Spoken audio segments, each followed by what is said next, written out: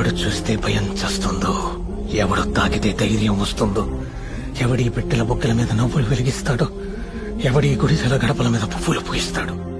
మహేష్ బాబు, మహేష్ బాబు, మహేష్ బాబు, మహేష్ బాబు, మహేష్ బాబు. ఒకప్పుడు కృష్ణ గారి అబ్బాయి మహేష్ బాబు, కానీ ఈ రోజున మహేష్ బాబు తండ్రి కృష్ణ గారు అనిపించుకునే స్థాయికి మహేష్ బాబు వస్తున్నారు.